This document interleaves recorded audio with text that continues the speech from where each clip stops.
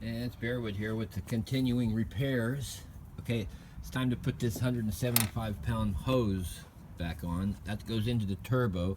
I think this is the fresh air coolant coming in there. And I use that fix-it tape, and I'm very impressed with that. And I'm going to take a little bit of Gorilla tape.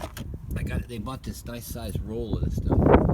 And I'm going to give it a couple of wraps around where the clamp's going to go, just for whatever reason I want to.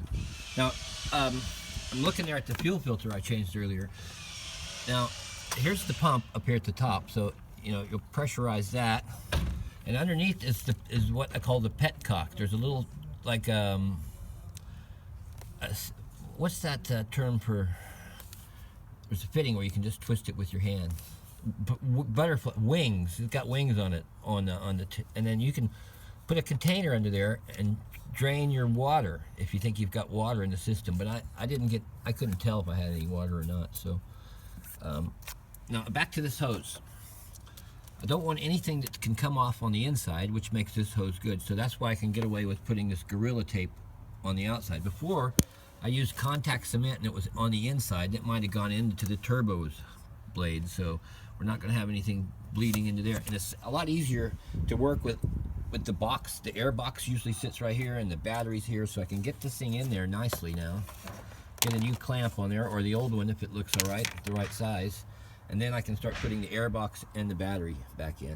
And then the starter, I didn't say much about it, but you need to take this reservoir off if you're going to access the starter, because there's two bolts that you put on the top, and you want to get the tension just right. If you tighten it too much, you'll break the thing right off. So you have to be real careful when you're tightening the big starter wire that goes onto the thing, the big kicker. There's the brake, the battery hold down thing. And now, puzzling right now, I put all this antifreeze in there, and I haven't got any room for. Oh, this squished it all out the top.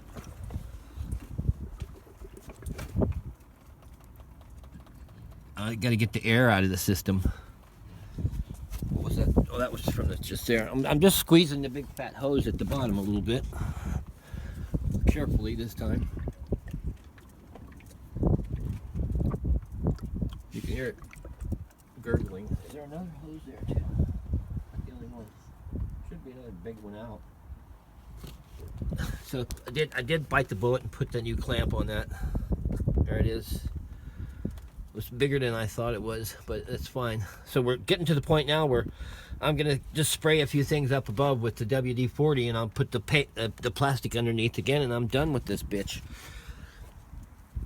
The lovely emblem Toyota. It's been about 10 days almost, it seems like, since I had a week working car.